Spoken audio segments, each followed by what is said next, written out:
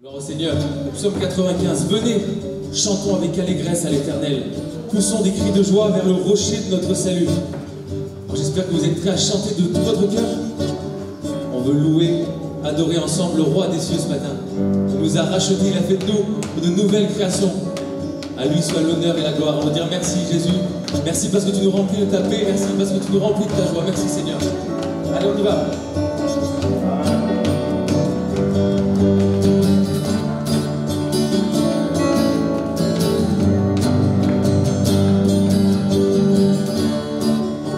Dans sa présence, avec reconnaissance, car il est le roi. Sa joie brûle nos cœurs, sa paix chasse nos peurs. Il est notre roi.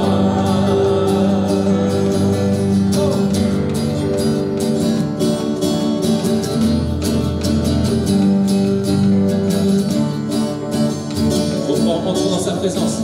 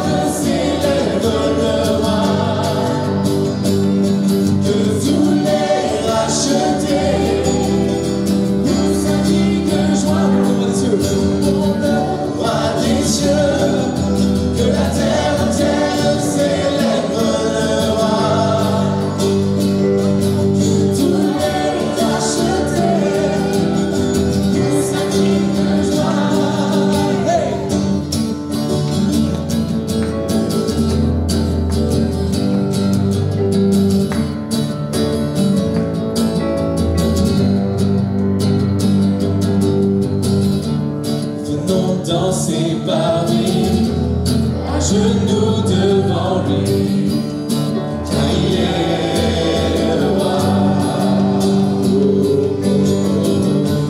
Par sa divine grâce, nous contemplons sa face. Il est notre roi. Notre roi, nous louons le roi des cieux.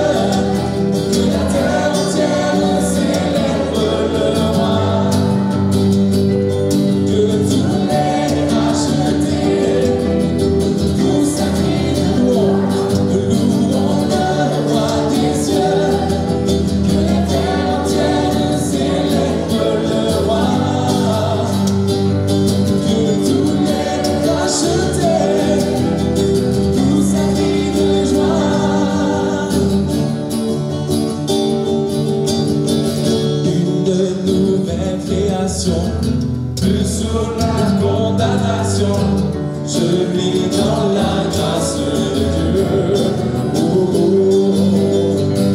Mon cœur est débordant, mon amour grandissant, je vis dans la grâce de Dieu. On forme une nouvelle création. Hey. Une nouvelle création, plus sous la condamnation. Je vis dans la grâce de Dieu. Mon cœur est débordant, mon amour grandissant. Je vis dans la grâce de Dieu. Je veux te louer, Seigneur. Je veux te louer, Seigneur. Je veux chanter tout ce que tu as fait.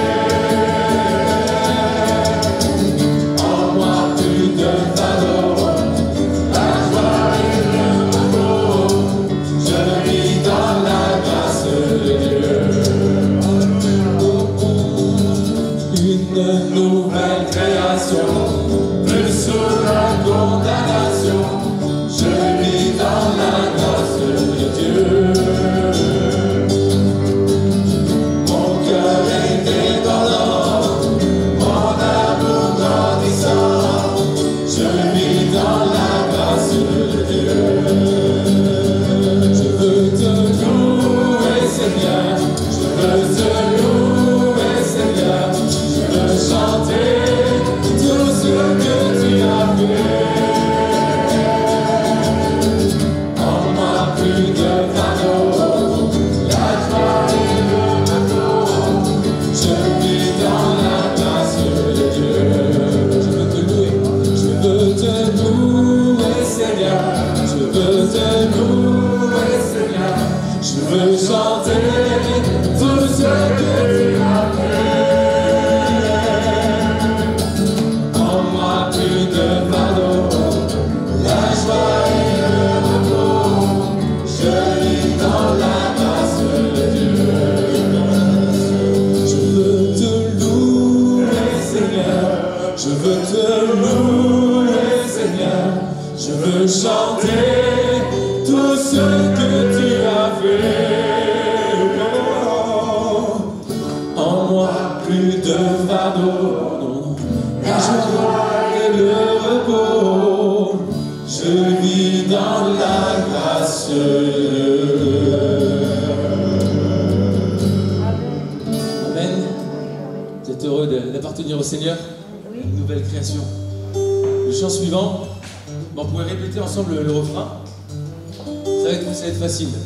Je suis certain que vous avez lu et relu ces paroles dans votre Bible. Allez, c'est très simple. J'habiterai dans ta maison tous les jours de ma vie. Je reprends ça. J'habiterai dans ta maison tous les jours de ma vie. Alors quoi? J'habiterai dans ta maison tous les jours de ma vie. J'habiterai dans ta maison tous les jours de ma vie. Oui, le bonheur. Oui, le bonheur et la grâce m'accompagneront. Oui, le bonheur et la grâce m'accompagneront. Alléluia. Ô Seigneur mon berger, je viens pour t'exprimer ma reconnaissance. À l'ombre de ta main, je poursuis mon chemin avec ferme assurance. Tu me fais reposer dans de vertes vallées et près des eaux paisibles. Tu restaures mon âme par ta divine flamme, ton amour infaillible. J'habiterai dans ta maison tous les jours de ma vie. J'habiterai dans ta maison tous les jours de ma vie. Le bonheur et la grâce, oui, le bonheur et la grâce m'accompagneront. Oui, le bonheur et la grâce m'accompagneront. On reprend le plan. Ô Seigneur mon berger, je viens pour t'exprimer ma reconnaissance. À l'ombre de ta main, je poursuis mon chemin avec ferme assurance. Tu me fais reposer dans de vertes vallées et près des eaux paisibles. Tu restaures mon âme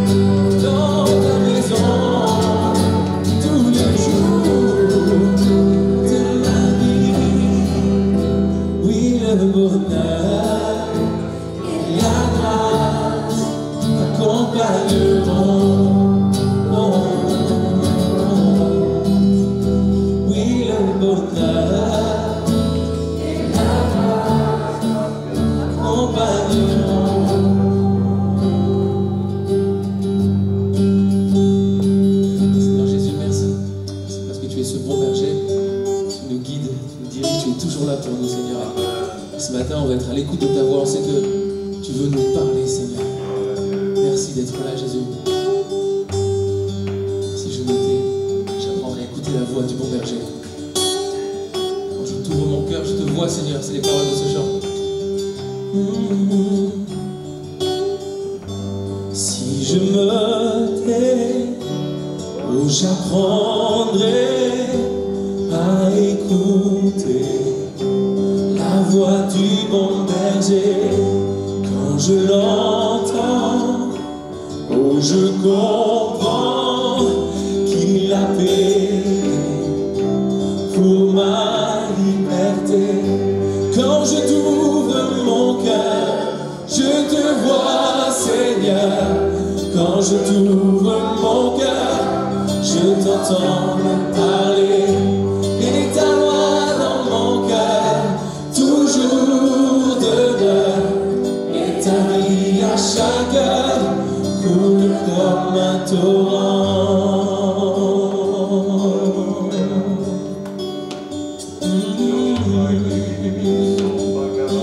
Si je me tais, si je me tais, oh, j'apprendrai à écouter la voix du bon berger.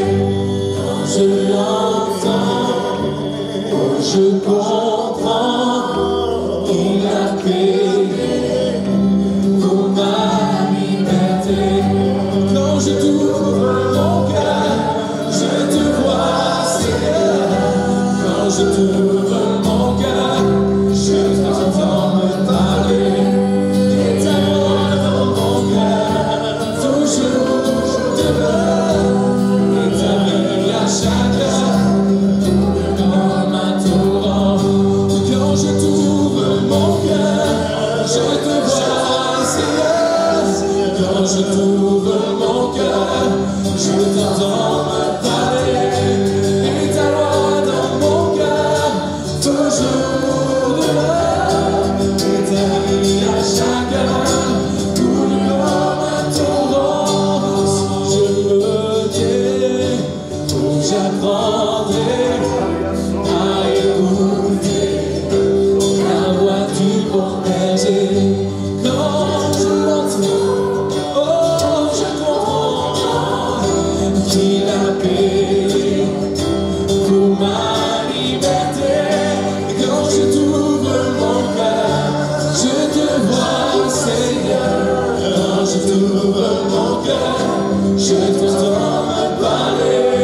Et ta voix dans mon cœur, toujours demeure. Ta vie à chaque heure coule comme un torrent. Quand je t'ouvre mon cœur, je te vois, Seigneur. Quand je t'ouvre mon cœur, je t'entends me parler. Ta voix dans mon cœur, toujours demeure. Et ta vie à chaque heure coule comme un torrent. Et je veux t'adorer de tout mon cœur. Je veux t'adorer de toute mon âme. Je veux t'adorer de toute ma force, car tu es mon Dieu. Tu es mon Dieu, et je veux t'adorer de tout mon cœur. J'entends ce chant, je veux t'adorer de tout mon cœur, avec toute mon âme, de toute mon force. Il est notre Dieu. Je veux t'adorer de toute ma force, car tu es mon Dieu. Tu es mon Dieu.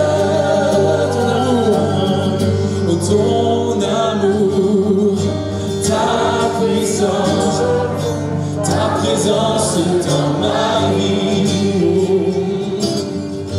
Ton amour, ta puissance dans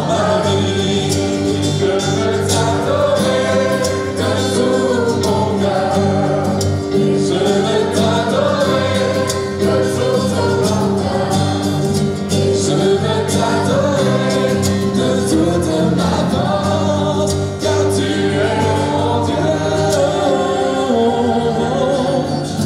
Tu es mon Dieu. Je veux t'adorer de tout mon cœur. Et je veux t'adorer de toute mon âme. Je veux t'adorer de toute ma force. Car tu es mon Dieu. Tu es mon Dieu.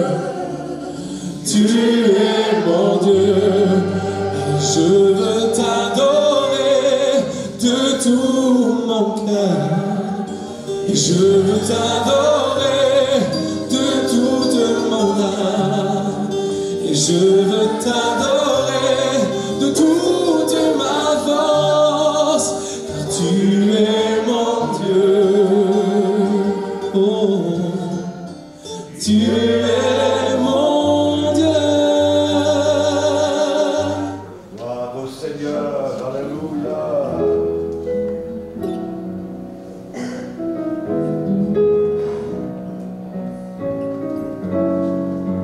Merveilleux Sauveur. L'immensité de ta grandeur me montre que je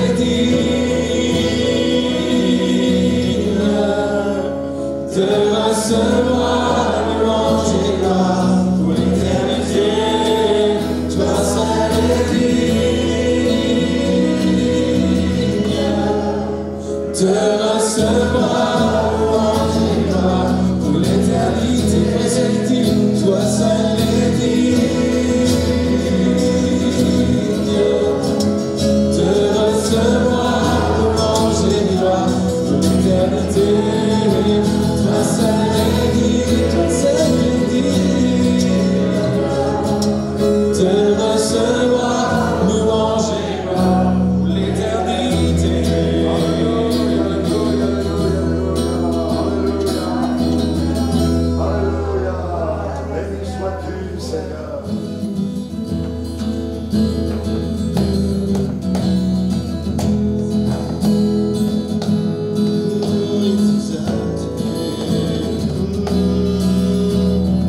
Il est exalté, le roi est au-dessus des cieux. Je le louerai, il est élevé à jamais exalté. Je loue son saint nom. Il est Seigneur, sa vérité règnera. Tout l'univers se réjouit en son saint nom. Il est exalté, le roi est au-dessus des cieux. Il est exalté, le roi est au-dessus des cieux. Je le louerai, il est élevé à jamais exalté. Je loue son saint nom. Il est Seigneur, sa vérité règnera. Tout l'univers se réunit en son saint nom. Il est exalté, le roi est au-dessus des cieux.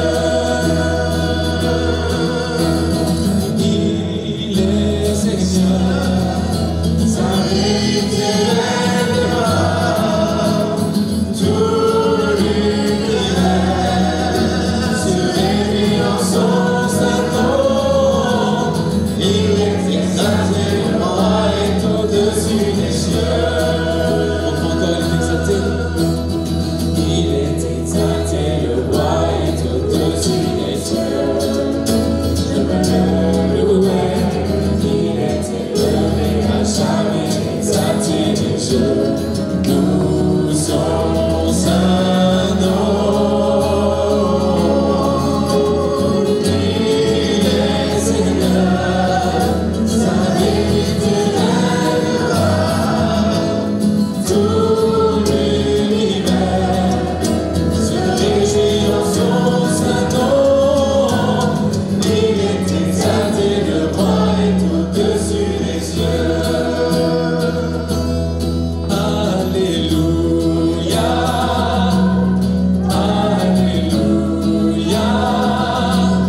Tu es digne de louange. Alléluia,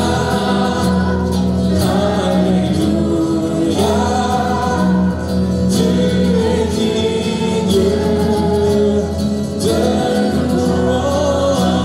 Alléluia, alléluia, alléluia. Tu es digne de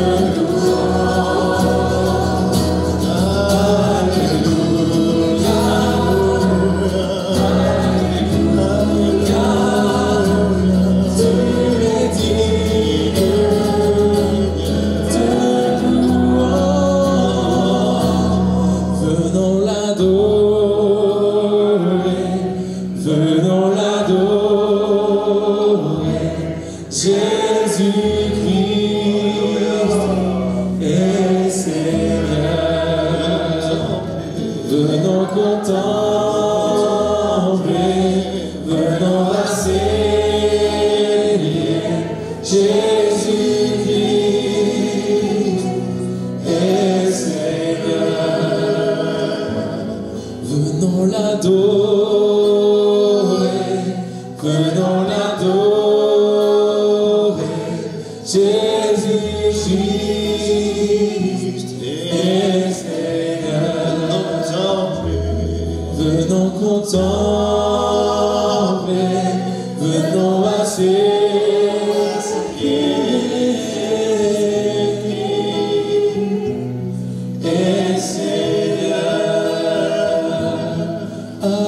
Alléluia, alléluia. Tu es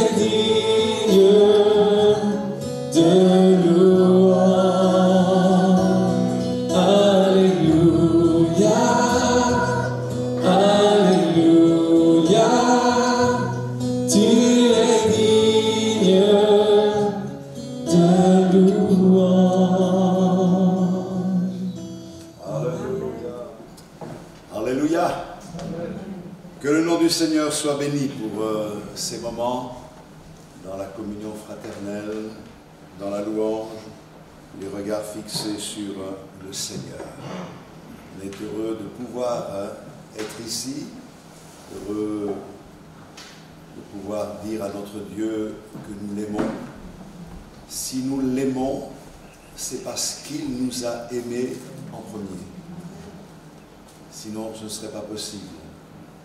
Mais est-ce que nous l'aimons comme il doit être aimé? Je crois qu'on a tous des progrès à faire, mais l'amour de Dieu est répandu dans nos cœurs par le Saint-Esprit. J'ai à cœur de méditer avec vous quelques vérités d'un psaume que j'aime particulièrement. C'est le psaume 84. Ce matin, nous nous arrêterons sur un psaume, le psaume 84. Et nous verrons que dans ce psaume, il y a des conseils qui sont donnés pour les pèlerins. Est-ce que vous réalisez que vous êtes des pèlerins? Nous sommes des voyageurs. On a au milieu de nous des voyageurs. Que le Seigneur les bénisse. Ils sont pour nous comme le reflet de cette vérité spirituelle qui est la nôtre. Notre demeure est dans le ciel. Le Seigneur a préparé une place pour nous et il a même dit que lorsque cette place serait prête, il viendrait nous chercher. Donc nous attendons à ce moment où le Seigneur reviendra nous prendre. Aujourd'hui, il en prend un par-ci, un par-là, les uns après les autres. Il nous précède. Mais un jour, nous serons tous réunis dans la gloire. Et quelle belle espérance que la nôtre. En attendant ce moment, bien, nous sommes en voyage. Et le voyageur doit avancer. Que le Seigneur, dans sa grâce, nous accorde d'être renouvelés dans nos forces pour pouvoir, un pas après l'autre, nous rapprocher de cette destinée. Alors le psaume 84 dit au chef des chantres sur la Gittite des fils de Corée, psaume: que tes demeures sont aimables, Éternel des armées. Mon âme soupire et languit après les parvis de l'Éternel. Mon cœur et ma chair poussent des cris vers le Dieu vivant. Le passereau même trouve une maison et l'hirondelle un nid où elle dépose ses petits. Tes autels, Éternel des armées, mon Dieu et mon roi et mon Dieu. Heureux ceux qui habitent ta maison, ils peuvent te célébrer encore. Heureux ceux qui placent en toi leur appui, ils trouvent dans leur cœur des chemins tout tracés. Lorsqu'ils traversent la vallée de Baca, ils la transforment en un lieu plein de sources, et la pluie la couvre aussi de bénédictions. Leur force augmente pendant la marche, et ils se présentent devant Dieu à Sion. Éternel Dieu des armées, écoute ma prière, prête l'oreille, Dieu de Jacob. Toi qui es notre bouclier, vois, ô Dieu, et regarde la face de ton oint. Mieux vaut un jour dans tes parvis que 1000 ailleurs. Je préfère me tenir sur le seuil de la maison de mon Dieu plutôt que d'habiter sous les tentes de la méchanceté. Car l'Éternel Dieu est un soleil et un bouclier. L'Éternel donne la grâce et la gloire. Il ne refuse aucun bien à ceux qui marchent dans l'intégrité. Éternel des armées, heureux l'homme qui se confie en toi. Amen. Merci pour ta parole. Elle est la vérité, elle nous édifie, elle nous éclaire, elle nous encourage, elle nous avertit. Ce matin, parle à chacun de nos cœurs. Nous avons une pensée pour les enfants qui sont à la salle au-dessus, que ta grâce soit sur eux et qu'ils puissent recevoir aussi ta bénédiction en abondance au nom de Jésus. Et nous pensons également à ceux qui auraient tellement voulu être là, mais qui ne le sont pas. Accompagne-les et bénis-les au nom de notre Sauveur bien-aimé. Amen. Amen. Gloire au Seigneur. Alors, je disais que ce psaume 84, c'est un beau psaume que j'apprécie particulièrement. Il m'a beaucoup aidé, parlé au début même de ma conversion. C'est le psaume du pèlerinage. On se souvient que chaque année, des foules arrivaient de toutes parts à Jérusalem, la ville sainte, pour venir au temple afin d'adorer Dieu à l'occasion de la fête des tabernacles. Et on peut imaginer l'effervescence que cela pouvait provoquer. Il y avait des préparatifs, il y avait un désir de venir adorer, et les gens se déplaçaient pour aller dans la maison du Seigneur. Je me souviens lorsque j'ai fait une mission, entre autres, en Afrique, en Côte d'Ivoire, dans une ville à l'intérieur des terres. Je me retrouvais dans un petit hôtel avant la réunion, c'est là où je dormais, mais des heures avant la réunion, je voyais sur la route des gens passer bien habillés, avec un livre dans la main, c'était la Bible, et ils allaient à pied. Il y avait des kilomètres à faire, mais on sentait une motivation. Et puis, on est venu me chercher 1 heure avant la réunion. Je suis arrivé donc dans ce lieu, et lorsque je suis sorti de la voiture, j'entendais les chants, les louanges, et il y avait là une ambiance extraordinaire. Et je disais, quelle leçon, quelle leçon.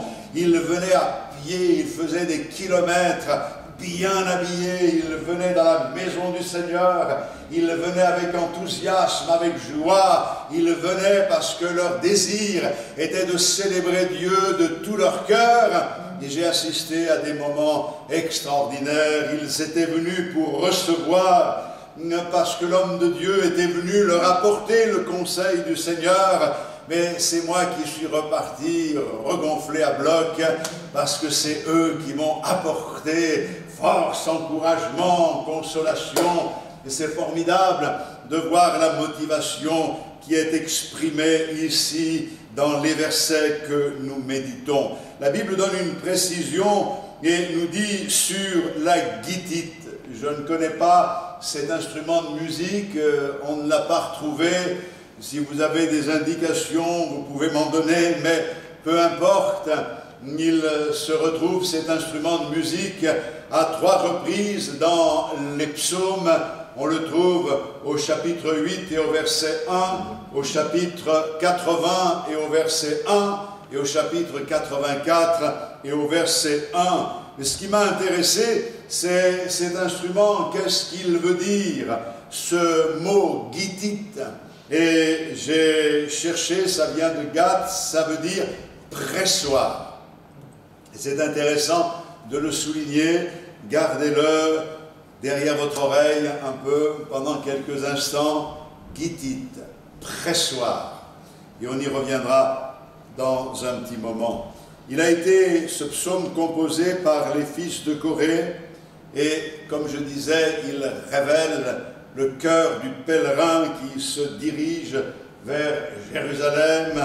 Il aspire à se rendre dans la maison de Dieu, de retrouver la compagnie des adorateurs. Il a un désir immense et intense d'être dans la présence du roi des rois. Et je pose la question ce matin à chacun d'entre vous, mes frères et mes sœurs, quelle est la disposition de votre cœur à cet instant?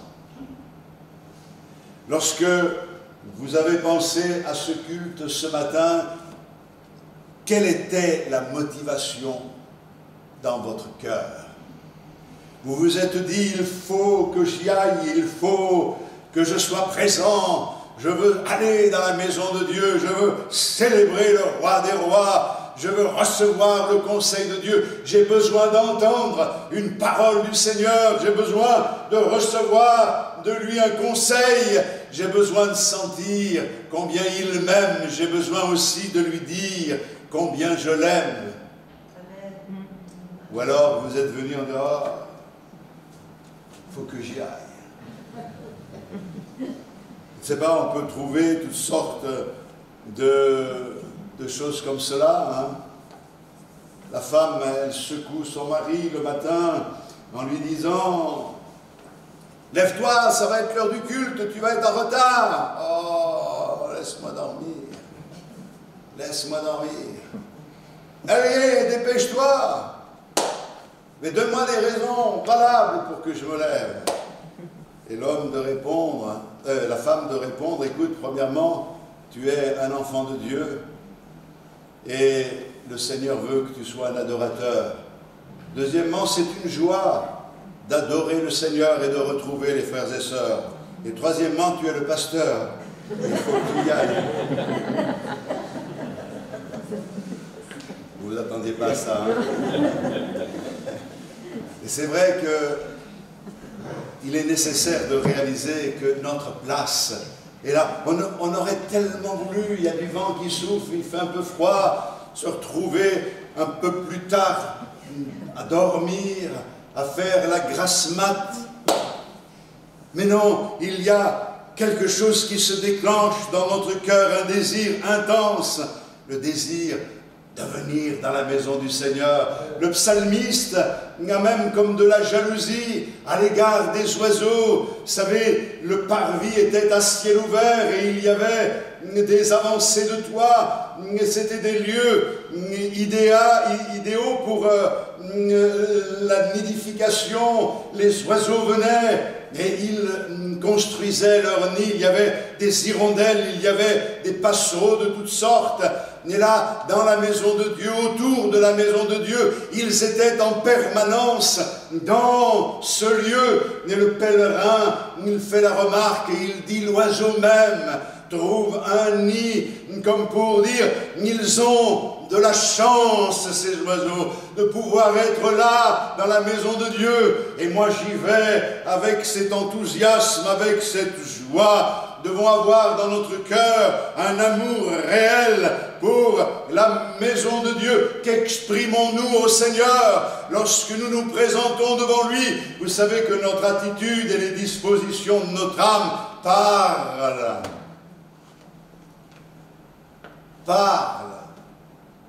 C'est nos attitudes, notre comportement qui parlent plus que nos paroles que nous pourrions prononcer. Quelqu'un disait, tes actes parlent si fort que je n'entends pas ce que tu dis. Quelquefois, il y a une contradiction entre ce que l'on proclame de la bouche et ce que l'on vit réellement. On ne peut pas tricher.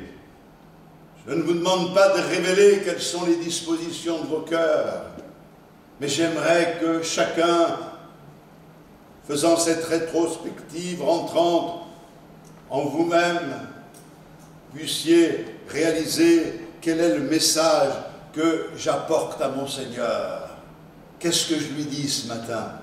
Et si tu es dans la joie, si tu es heureux d'être là, si ton cœur est bien disposé, si tu reconnais que tu es faible, si tu avoues ton péché, si tu es là dans une disposition de recevoir la grâce que Dieu t'offre, si tu as le désir d'avancer, le désir de voir la gloire de Dieu, désir de plaire au Seigneur, alors le message passe. Dieu est heureux parce qu'il voit la disposition de ton âme. Je crois que le zèle de la maison de Dieu devrait tous nous animer. Le zèle de ta maison m'anime, habite mon âme. Oh, le psalmiste n'a pas de conflit avec les priorités, la priorité des priorités. c'est d'être un adorateur. Et Dieu cherche des adorateurs en esprit et en vérité. Au verset 5, et je veux m'attacher à cette partie du psaume « Heureux ceux qui habitent ta maison, ils peuvent te célébrer encore ». Puis c'est marqué « pause » parce que c'était des cantiques. Et vous savez que les silences sont importants dans la musique. Pause. Mais ça veut dire réfléchis à ça. Heureux ceux qui habitent ta maison, ils peuvent te célébrer encore. Pause. Heureux ceux qui placent en toi leur appui, ils trouvent dans leur cœur des chemins tout tracés. Lorsqu'ils traversent la vallée de Baca, ils la transforment en un lieu plein de sources et la pluie la couvre aussi de bénédictions. Leur force augmente pendant la marche et ils se présentent devant Dieu à Sion. Amen. Nous avons ici une image très claire de notre pèlerinage à travers la vie. Notre destination, c'est la cité céleste. Nous allons vers la présence éternelle de Dieu. Nous sommes déjà dans la présence du Seigneur. Le Seigneur est au milieu de nous, mais nous sommes assis dans les lieux célestes en Jésus-Christ. Il nous fait goûter ce qu'est le paradis. La présence de Dieu est chère à nos cœurs. Et ce que nous recevons nous fait du bien et nous permet d'avancer un peu plus, permet de patienter, nous permet de surmonter l'obstacle. Et c'est ce dont nous avons besoin ce matin. Nous avons besoin de la présence du Seigneur. On a besoin de la présence de nos frères et sœurs et on est heureux de nous retrouver dans la communion fraternelle. Mais nous avons surtout et avant tout besoin de la présence du Seigneur. La présence du Seigneur. Alors dans notre pèlerinage, les conseils qui nous sont donnés sont très simples et je vais les souligner avec beaucoup de simplicité. Mais la simplicité n'exclut pas la profondeur. Je crois qu'il faut que nous réalisions comme tout à nouveau les éléments de base de la vie chrétienne. Pour que le pèlerinage ici-bas soit une réussite, pour que nous allions vers la victoire, pour que nous soyons des vainqueurs, nous devons chercher notre appui en Dieu et seulement en Dieu. Heureux l'homme ou heureux ceux qui placent en toi leur appui. Avez-vous compris, frères et sœurs, que si notre appui n'est pas le Seigneur, nous ne pouvons pas tenir. Le peuple d'Israël, à un moment donné, s'est appuyé sur l'Égypte et le Seigneur dit « Tu t'appuies sur un roseau qui est cassé. » Imaginez la raideur du roseau cassé. Appuyez votre main maintenant sur ce roseau cassé. Appuyez de tout votre poids pour vous retenir et vous empêcher de tomber. Et vous allez voir ce qui va se passer. Ce roseau va transpercer votre main. N'oublions pas que le Seigneur, lui, a accepté d'être transpercé pour que nous trouvions en lui notre appui. Le problème, c'est que beaucoup comprennent qu'il est notre force et que sans la force du Seigneur, nous ne pouvons avancer. Mais nous avons du mal à mettre en pratique cette réalité parce que nous avons tendance à nous appuyer sur bien d'autres choses que sur celui qui doit être notre seul appui. Je sais une chose, ce n'est pas par la force, dit Zacharie au chapitre 4 et au verset 6, ce n'est pas par la puissance, mais c'est par mon esprit, dit l'Éternel des armées. Et aujourd'hui, nous avons besoin de cette réalité dans notre vie. Je méditais sur la vie de l'apôtre Paul et cette vérité, il nous la démontre d'une manière exceptionnelle. Il a eu un cheminement particulièrement difficile. Et dans 2 Corinthiens au chapitre 11 et au verset 23, il parle des uns et des autres. Ils disent des Juifs, entre autres, sont-ils ministres de Christ?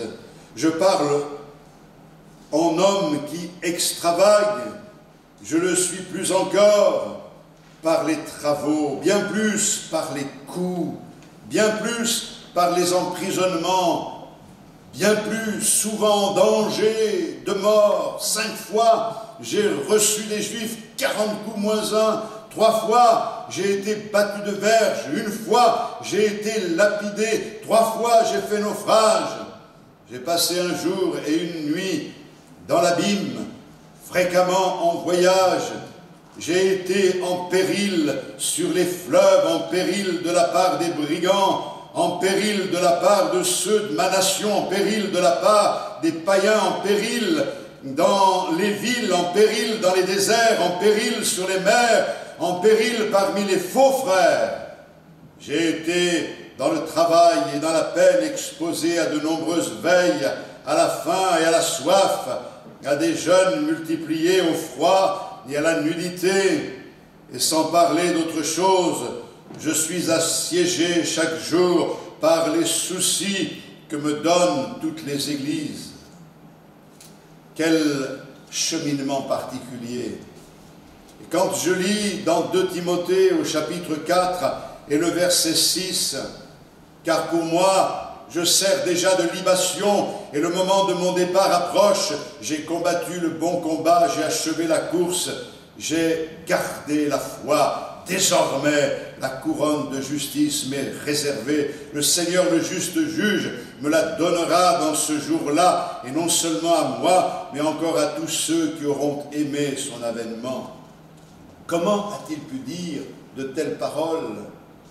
Comment a-t-il pu exprimer des choses comme les légères afflictions du temps présent ne sauraient être comparées à la gloire à venir? Eh bien, dans le chapitre 12 de 2 Corinthiens, il dit au verset 9 cette parole extraordinaire. Le Seigneur lui parle: « Ma grâce te suffit, car ma puissance s'accomplit dans la faiblesse. Je me glorifie donc bien plus volontiers de mes faiblesses, afin que la puissance de Christ repose sur moi. » Alléluia. Qu'est-ce qui a fait la force de l'apôtre Paul? Y avait-il en lui des ressources, une force surnaturelle qui venait d'une nature différente des autres hommes? Non! Il était faible. C'était un homme. Mais quand il était faible, il était fort parce qu'il s'appuyait sur le Seigneur. Qu'est-ce qui nous permettra de traverser les épreuves? Le fait de nous appuyer sur le Seigneur. La seule chose qui peut empêcher le burn-out, c'est de s'appuyer sur le Seigneur. Nous n'avons pas assez de ressources pour aller au bout du voyage. Et quelquefois, nous sommes comme un certain bonhomme, un insensé, qui a voulu, parce qu'il avait fait des calculs savants, traverser un désert en Australie de je ne sais combien de kilomètres. Et je ne veux pas vous donner les détails, mais il avait dit, un demi-plein suffira, il suffit de conduire de telle et de telle autre manière. Et je vais consommer très peu d'essence au point que j'y arriverai. Il est tombé en panne avant d'arriver. Et si on n'était pas venu le secourir, il serait mort dans le désert. Non, nous ne pouvons pas dire que nous avons assez de ressources. Il est important que nous ne soyons pas comme les vierges folles, mais plutôt que nous soyons comme les vierges sages et qui ont pris des réserves. Nous ne voulons pas tomber en panne. Il faut constamment venir faire le plein. Amen. Nous avons besoin de ressources. Je voyais une émission un jour sur les avions de chasse et je voyais que ces avions de chasse qui étaient en mission étaient ravitaillés en vol. C'est magnifique à voir. C'est la technologie, ce ravitailleur qui arrive et cet avion qui vole à je ne sais combien de kilomètres/heure, capable de se mettre en phase avec ce ravitailleur, et puis il peut se brancher, et là on envoie le carburant, le kérosène passe, Et l'avion qui avait les réservoirs vides peut maintenant repartir et aller plus loin qu'il avait prévu. Parce que justement, il y a quelque chose qui lui permet de se ravitailler en vol. Et mes frères et sœurs, nous avons quelqu'un qui nous ravitaille en vol. Amen. Nous avons besoin d'être renouvelés dans les ressources qui sont les nôtres. Il ne s'agit pas de baisser les bras et de dire « je suis fatigué ». Ne te décourage pas, de nombreux textes de la parole de Dieu l'expriment. Si nous pouvons avancer alors que beaucoup se fatiguent, c'est parce que nous plaçons notre confiance dans le Seigneur. Ce matin, je viens faire le plein, mais je ne veux pas faire le plein le dimanche en disant « ça va me permettre de tenir jusqu'au dimanche prochain ». Chaque jour, je viens dans la présence du Seigneur pour être ravitaillé, pour être renouvelé, afin que Dieu, dans sa grâce, me permette d'avancer. J'ai besoin de placer ma confiance en Dieu. Quelquefois, nous cherchons des choses exceptionnelles, des choses extraordinaires. Et j'ai appris par l'expérience que la force, c'était de pouvoir se maintenir dans les choses de base. La prière, la méditation de la parole de Dieu, la communion fraternelle, la fidélité à l'obéissance à la parole du Seigneur. C'est pas extraordinaire, ça fait pas beaucoup de bruit. Il y en a qui font vraiment l'évangile, le spectacle, ils font beaucoup de bruit. Et ce sont des airains qui résonnent, des cymbales qui retentissent. C'est pas ça. Regardez, cet homme, personne n'a fait attention à lui, mais il aime le Seigneur. Et ça fait des années qu'il marche avec lui, il lit la Bible, il la médite, il passe du temps avec le Seigneur. Mais il avance et il avance. Beaucoup se sont arrêtés, beaucoup se sont découragés. Et lui, il est toujours en train d'avancer. On n'a pas l'impression qu'il fait des sprints, qu'il va vite. Mais il avance. Et il remporte des victoires. Où est la force? La force, elle est là, de pouvoir être encore debout. Quand le Seigneur se présente, et quand il a besoin de nous, que nous puissions être debout, disponibles, quand il nous dit « j'ai besoin de toi à cet instant, à ce moment », je crois qu'il faut vous rappeler de ceci, frères et sœurs, les choses principales sont dans les choses pratiques.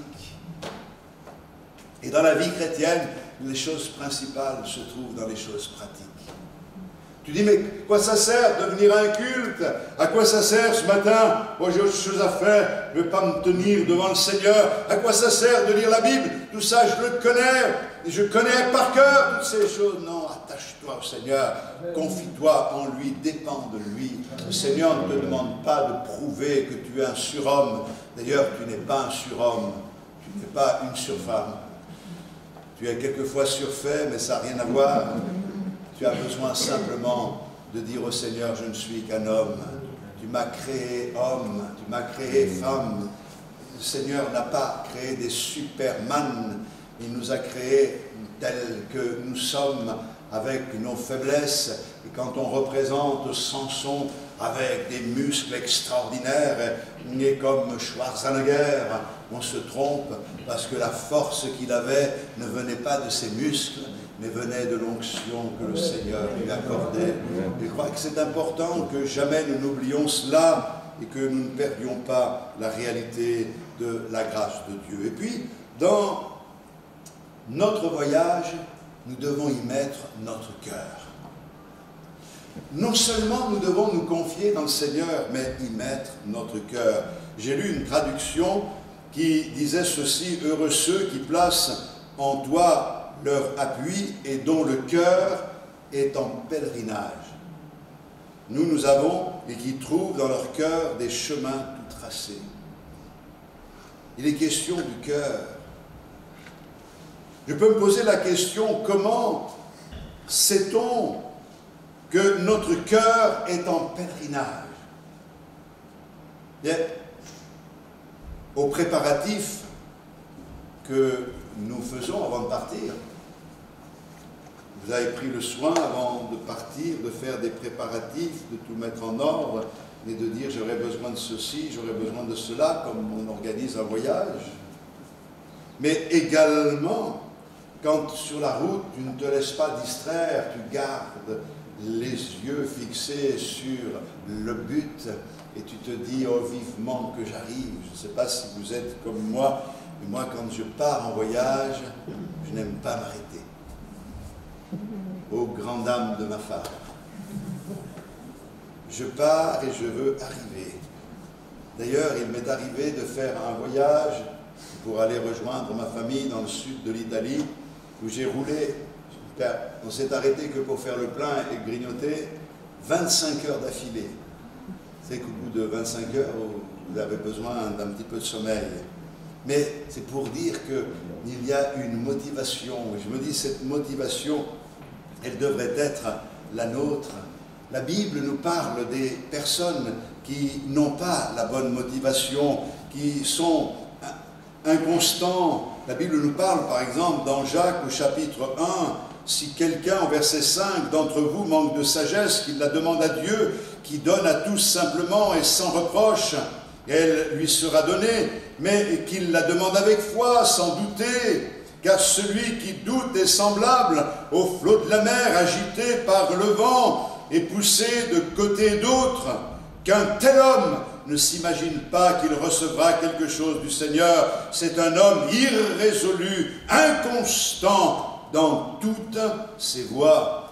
Et non, nous ne voulons pas être de ces hommes inconstants et irrésolus dans toutes nos voies. Un jour, le Seigneur a parlé à une église dans l'Apocalypse, au chapitre 3 et le verset 15, « Je connais tes œuvres. Je sais que tu n'es ni froid ni bouillant. Puisses-tu être froid ou bouillant, ainsi parce que tu es tiède et que tu n'es ni froid ni bouillant, je te vomirai de ma bouche. » Nous ne voulons pas être de ces tièdes, de ces inconstants. Tiède, c'est la position du milieu. Milieu, médiocris, qui a donné médiocre. Nous ne voulons pas être des médiocres. Le médiocre n'est ni chaud ni froid. Il est là, tiède, et le Seigneur dit, attention, je te vomirai de ma bouche. Nous voulons être de ceux qui ont un cœur au pèlerinage. Un cœur qui est lancé dans le voyage et qui est investi dans le voyage. Nous voulons être de ceux qui ne se laissent pas conduire par les diverses circonstances de la vie et qui avancent au gré des circonstances parce que les personnes se laissent porter par les choses qui leur arrivent, bonnes ou mauvaises. Ce ne sont pas les circonstances qui doivent canaliser notre vie. Ce ne sont pas les circonstances qui doivent me donner l'autorisation d'avancer ou l'ordre de m'arrêter. Je ne dois pas me fier aux circonstances, mais au-delà des circonstances, placer toute ma confiance dans le Seigneur parce que j'ai décidé un jour de vivre pour Jésus. Quelles que soient les circonstances, je vis pour Jésus. J'ai un cœur pour le pèlerinage. J'ai un cœur pour mon Seigneur. Je garde les yeux fixés sur lui et j'avance. Des obstacles, il y en aura, mais ces obstacles, je les vois, mais je les surmonte parce que mon regard est avant tout fixé sur le Sauveur. Je ne me laisse pas aller au gré des modes. Je sais que mon Seigneur n'est pas canalisé par les circonstances. Il n'évolue pas au gré des modes. Mon Seigneur est le même, hier, aujourd'hui et éternellement. Alléluia. Amen. Ce n'est pas mal de vouloir faire quelque chose dans la vie. Et je crois qu'on a tous besoin d'avoir des objectifs dans notre vie. Mais une chose est certaine, c'est que la priorité, nous la devons à notre Seigneur. Et tout ce que nous faisons, nous devons le faire pour la gloire de Dieu. Peut-être que tu te dis, je souhaite que ma vie finisse. Et je voudrais te dire ce soir, ou ce matin, pardon, que tu as tort de dire cela. Que ta vie finisse. Quelquefois, on est là, on dit, ah, il vaudrait mieux que ça en finisse. Je voudrais que ça s'arrête là. Et le Seigneur veut t'encourager ce matin. Parce que si le Seigneur te maintient en vie, c'est parce qu'il a quelque chose à te confier. Amen. Nous le disons, nous le répéterons, mais si le Seigneur avait voulu nous sauver et nous emmener avec lui dans le ciel, il l'aurait fait au fur et à mesure de nos conversions. Pourquoi nous laisse-t-il là sur la terre? Parce qu'il voudrait que nous mettions notre cœur au pèlerinage et que nous puissions le servir et être utiles entre ses mains. Et puis, je comprends qu'en suivant le Seigneur, je ne passe pas par les chemins que j'aurais choisi de suivre. Et c'est pour cette raison qu'un conseil m'est donné lorsque je traverse la vallée de Baca, ou lorsqu'il traverse la vallée de Baca, il la transforme en un lieu plein de sources, et la pluie la couvre aussi de bénédictions. Dans chaque épreuve, me dit l'Écriture, je dois y voir une opportunité. C'est ce qui est écrit ici. Dans chaque épreuve, je dois y voir une opportunité. Mais pasteur, arrêtez, s'il vous plaît. Jusque-là, c'était sympa, vous nous encouragiez, vous n'allez quand même pas nous parler des épreuves. On écoute les informations, on entend de tristes nouvelles, on écoute les uns et les autres, on voit que le moral des Français est au plus bas. Vous n'allez quand même pas nous parler des épreuves. Si. Et j'en parle parce qu'ici, il en est question. J'en parle parce que dans toute la parole de Dieu, il en est question. Je parle des épreuves, bien tout simplement parce que les épreuves sont communes à chacun d'entre nous. Et la Bible nous donne des conseils. Et si une personne bien intentionnée vous a suggéré que les épreuves ne devraient pas faire partie de la vie chrétienne, et que c'est une anomalie, et que quand on est vraiment dans le Seigneur, on n'a pas d'épreuve. On ne craint pas le rhume, on ne craint pas la Covid, on ne craint rien du tout. Si quelqu'un vous a dit cela, eh bien, vous n'avez qu'à lui conseiller de ma part de relire la Bible et de repartir à zéro. Parce que le Seigneur a montré que le pèlerinage ici-bas ne serait pas simple. Et que pour aller vers la maison du Seigneur, et pour aller dans la bonne direction, il faut descendre dans la vallée. Et la vallée est le symbole de l'épreuve. Et ici, il est question de la vallée de Baca. La clé pour que ma vie réussisse, c'est de prétendre que les épreuves font partie de mon pèlerinage, mais que les épreuves qui sont permises par Dieu ne le sont pas dans le but de me détruire, mais au contraire, de me permettre à Dieu de faire son œuvre dans ma vie pour que je grandisse en lui et que j'apprenne à l'aimer davantage. Et c'est ça qui est important, que nous avons du mal quelquefois à comprendre. Les épreuves ne sont pas une anomalie. Les épreuves sont permises par Dieu pour qu'elles deviennent des opportunités de le glorifier et d'avancer dans ses voies. Qui a déjà traversé la vallée de Baca? Vous allez me dire, je ne sais pas, je ne connais pas trop ma géographie, peut-être. C'est où la vallée de Baca? Peu importe où c'est. Mais Baca en hébreu, ça veut dire pleurer, se lamenter, larmes, la vallée des larmes. Est-ce que vous la connaissez, la vallée des larmes? Je suis sûr que oui.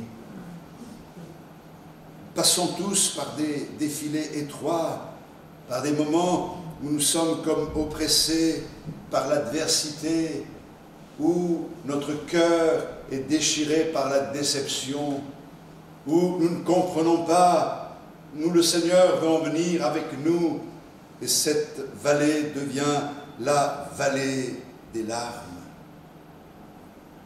Nous avons tous, et nous devrons tous traverser la vallée de Baca. Mais dans la vallée de Baca, le Seigneur est avec nous. Même lorsque je traverse la vallée de l'ombre de la mort, je n'ai pas à craindre. Je ne crains aucun mal, car tu es avec moi. Car la Bible me donne ici quelque chose d'extraordinaire. Je me souviens lorsque j'étais jeune converti que je lisais ce texte, je disais, lorsqu'il traverse la vallée de Baca, il la transforme en un lieu plein de sources. Et je comprenais comme cela, lorsque nous les pèlerins, nous traversons la vallée de Baca, Dieu, la transforme en un lieu plein de sources. Mais ce n'est pas ce qui est écrit. Si vous lisez bien le texte, vous comprenez que lorsqu'il, avec un S, traverse la vallée de Baca, ceux qui traversent la vallée de Baca, la transforment en un lieu plein de sources. Qu'est-ce que cela veut dire? Bien, ça veut dire que la foi ose creuser dans l'adversité, ose creuser jusqu'à trouver la source de la bénédiction. La foi ose creuser dans les épreuves. Et c'est la disposition de notre cœur qui va faire toute la différence, frères et sœurs. Nous ne pouvons pas éviter les épreuves, elles seront diverses. Mais c'est notre comportement dans l'épreuve qui fait la différence. Il y a des sources, et les sources, d'où viennent-elles? Elles viennent des nappes phréatiques. Et c'est pour cette raison que le Seigneur ajoute, et la pluie la couvre de bénédictions, parce qu'il nous faut les pluies abondantes qui viennent du ciel pour que les sources phréatiques puissent être alimentées, afin que lorsque nous creusons, lorsque nous allons chercher, nous puissions trouver de l'eau. Dieu est le Dieu de la bénédiction, et il arrose nos vies pour que dans les moments de sécheresse, dans les endroits les plus secs de notre existence, nous puissions creuser et trouver de l'eau. Et lorsque nous trouvons cette eau, alors que notre langue s'attache à notre palais, que nos lèvres sont desséchées parce qu'il y a beaucoup d'aridité en nous et autour de nous, lorsque nous trouvons cette eau, alors nous pouvons boire à grands traits, car nous avons besoin d'être désaltérés. Telle est la bénédiction du Seigneur. Je me souviens de ce pasteur qui, voulant réconforter cette sœur qui avait une sclérose en plaques et qui était grandement diminuée, il lui a dit: « J'aurais tellement voulu que cela ne vous arrive jamais. » Et cette sœur a répondu à ce pasteur en lui disant: « Vous savez, quand ça m'est arrivé, lorsque j'ai découvert ce que j'avais, j'ai été dévasté. Il y a eu vraiment une grande détresse en moi. Mais dans ces moments de détresse, je me suis tourné vers le Seigneur. Et je n'ai jamais connu la présence de Dieu comme je l'ai connue après avoir réalisé que la seule chose indispensable et nécessaire dans ma détresse, c'était la présence du Seigneur. J'ai réalisé à ce moment-là ce qu'était la maison de Dieu. J'ai réalisé à ce moment-là que rien ne peut se substituer à la présence de Dieu. J'ai réalisé l'amour de Dieu comme jamais auparavant. Elle ajoute: ça a été une période terrible à bien des égards, mais je n'échangerai pas ma condition pour la meilleure santé du monde, car ce que je connais aujourd'hui est exceptionnel. Le Seigneur me garde comme prisonnière de mon corps, mais je n'ai jamais été aussi libre. Je vous donne un exemple extrême pour que vous compreniez, frères et sœurs, que cette sœur, dans l'épreuve, aurait pu devenir amère, aurait pu se rebeller, aurait pu contester, aurait pu en vouloir à Dieu, en vouloir à la terre entière, aurait pu s'aigrir, et au lieu de cela, elle a profité de son épreuve pour chercher, pour creuser. Et qu'est-ce qu'elle a trouvé? Elle a trouvé les sources d'eau vive, rafraîchissantes, de la grâce et de la bénédiction de Dieu. Elle avait mal, elle souffrait, mais quelque chose lui était réservé et elle puisait une force merveilleuse. À un moment donné, nous avons eu la possibilité d'annoncer l'évangile à l'Apigrème. C'est une association pour la réinsertion des grands handicapés respiratoires et moteurs à Saint-Mathieu de Tréviers. Et chaque semaine, nous y allions pour faire une réunion. Et ils étaient beaux, tous ces handicapés, nous leur annoncions l'évangile et on a vécu des moments extraordinaires. Et quelquefois, quand on disait on va se lever pour le Seigneur, il y en a qui ne pouvaient pas bouger, mais ils faisaient des efforts pour se lever. Ils avaient tellement envie, quand on arrivait. Et puis, en allant à l'Apigrème, il y a Michel, 28 ans, myopathe, qui s'est converti au Seigneur. Un garçon qui a appris à aimer Dieu alors qu'il ne pouvait même pas bouger un doigt. Il était sur son fauteuil comme cela et il tournait les yeux et ne pouvait pas bouger la tête. Il avait un fauteuil spécial avec une paille et il m'expliquait qu'en soufflant dans la paille, il faisait bouger les capteurs. Et c'est comme ça qu'il se déplaçait. On aurait tellement aimé que le Seigneur le guérisse, on aurait tellement aimé que le Seigneur le relève. Il n'a pas obtenu la guérison, mais ce garçon a reçu dans son cœur une force, une joie, une consolation, comme jamais je n'avais vu auparavant. Et je me souviens, entre autres, de cette expérience. Il y avait dans les services un homme qui était assis et qui était abattu. Et lui, avec son fauteuil, en soufflant dans la paille, il est allé, il s'est dirigé vers lui et il lui a dit « Ne te décourage pas ». L'autre pouvait bouger, l'autre avait les mouvements, mais il était abattu et il lui a parlé de Jésus. Il l'a invité à venir à la réunion.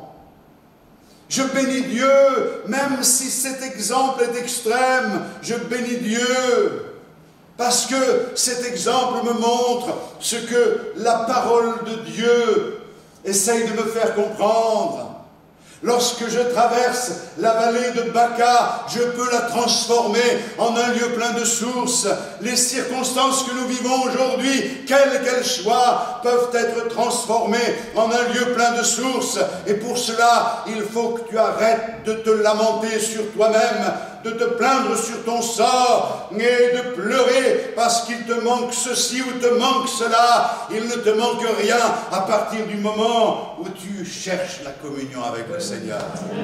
Nous voulons la hauteur, nous voulons prendre de la hauteur et tous les messages vont dans ce sens-là et c'est vrai qu'il nous faut prendre de la hauteur. On aime la montagne, j'aime monter sur la montagne, je suis né à Aix-les-Bains en Savoie, j'aime monter sur les hauteurs et quand il y a la mer de nuages qui est là, c'est magnifique, le spectacle extraordinaire. Mais ce n'est pas sur la montagne que l'on récolte des fruits, que l'on peut recueillir des fruits. On ne trouve pas des vergers sur le sommet des montagnes, parce qu'avec le vent et le froid, ça ne pourrait pas prendre. Et puis, il y a aussi beaucoup de rochers. La vue est belle, on domine, mais c'est dans la vallée que l'on cultive les bons fruits. Et mes frères et sœurs, cette vérité, nous devons la garder dans notre cœur, parce que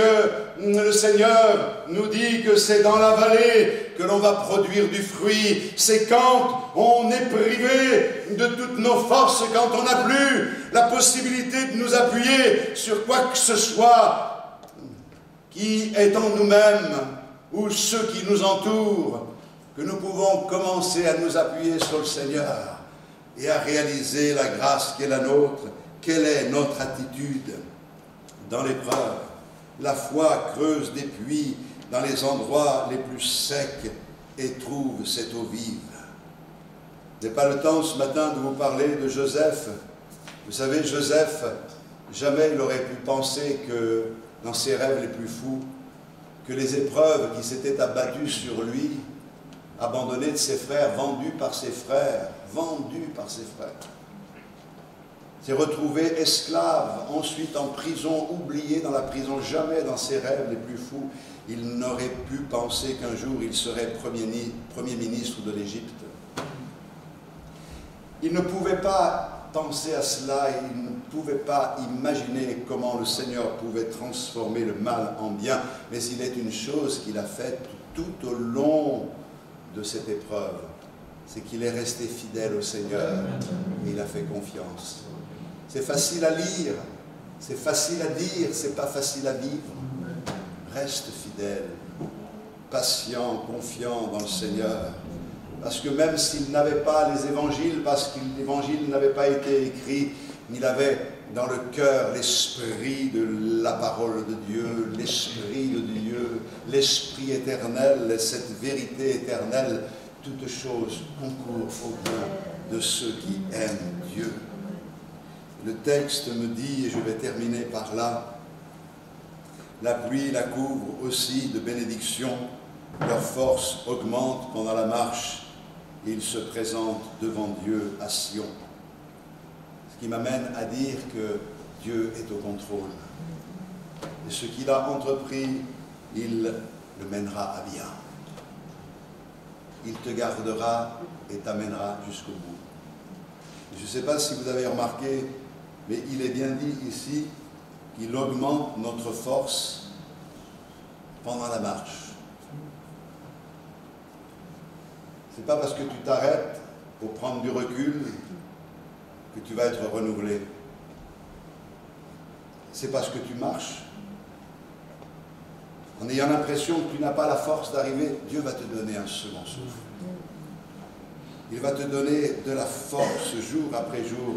Vous savez, dans l'épreuve, et tout à l'heure je vous parlais de la guitite, pressoir, pour que vous compreniez que il n'y a pas d'huile si l'olive ne passe pas au pressoir.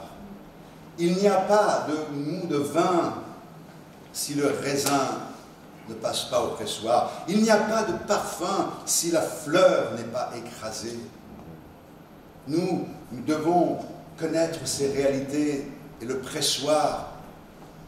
Ce pressoir nous parle de Gethsémané, pressoir à huile, où Jésus a connu ce combat, mais quelle victoire extraordinaire en a résulté, puisque le Seigneur, ce jour-là, a remporté la victoire, qui l'a amené jusqu'au bout, qui lui a donné la force d'aller jusqu'au bout, de se présenter devant l'Éternel. J'imagine, en méditant ce texte, ces pèlerins qui vont juste au temple pour adorer Dieu. Et il y a une motivation, et il parle de cette manière-là. Il me donne la force en marchant parce que je suis animé par le désir d'aller dans la maison de Dieu. Et d'un coup j'y pense, et en y pensant, ça me donne de l'élan, ça me donne envie d'avancer. À plus forte raison nous, frères et sœurs. Nous sommes motivés pas par le fait que le dimanche nous allons venir dans ce lieu ou dans un autre lieu, mais nous sommes motivés par le fait que nous allons en direction de notre Seigneur. Et qu'un jour, nous le verrons et nous serons avec lui dans la gloire. Je suis persuadé que celui qui a commencé en nous cette bonne œuvre la rendra parfaite. Il est grand pour garder notre dépôt pour le jour de son glorieux retour. Je vais terminer en disant ceci, frères et sœurs. Je ne vais pas me contenter de boiter, d'hésiter, mais je veux avancer avec allégresse, avec le cœur léger, parce que mon cœur est dans le pèlerinage. J'avance avec le Seigneur. peu importe ce que pense l'un, que pense l'autre, que 1000 tombent à ma droite et 1000 à ma gauche, moi je veux rester debout, parce que j'ai reçu une mission, la mission de servir le roi des rois, le Seigneur des seigneurs, et toi aussi. Arrête de dire je veux mourir. Dieu te donne la vie, profite de la vie, non pas à la manière des hommes qui sont sans Dieu, mais profite de ta vie pour la mettre au service du Maître, afin d'être utile pour sa gloire, et Dieu fera en toi et avec toi de grandes choses. Gloire à toi, Seigneur. Tu es le Dieu d'éternité, le Dieu d'éternité, jamais lassé, jamais fatigué. Tu es le défenseur du faible, le réconfort du pauvre. Tu nous donnes l'envol comme l'air. Tu es le Dieu d'éternité, le Dieu d'éternité, jamais lassé, jamais fatigué. Tu es le défenseur du faible, le réconfort du pauvre. Tu nous donnes l'envol comme l'air.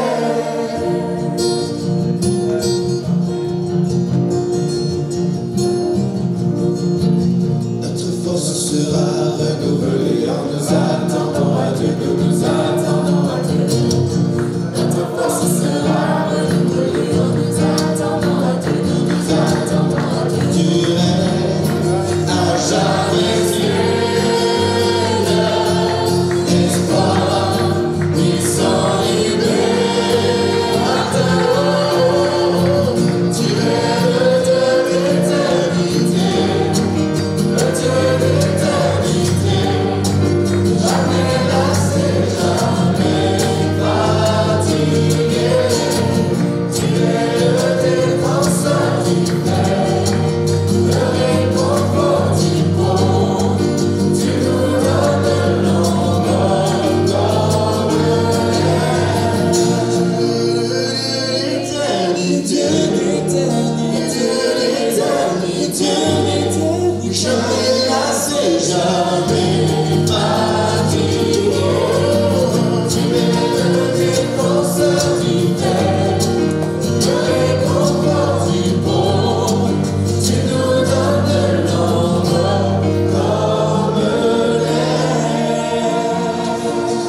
Renouvelé en nous attendant à Dieu, nous attendons à Dieu. Notre force sera renouvelée en nous attendant à Dieu, nous attendons à Dieu. Tu es à jamais Seigneur, espoir, puissant, libérateur. Tu es le Dieu d'éternité, le Dieu d'éternité, jamais lassé, jamais fatigué. Tu es le défenseur du faible, le réconfort du pauvre. Tu nous donnes l'envol comme l'air. Le Dieu d'éternité, le Dieu d'éternité, jamais lassé, jamais fatigué. Tu es le défenseur du réconfort du pauvre. Tu nous donnes l'envol comme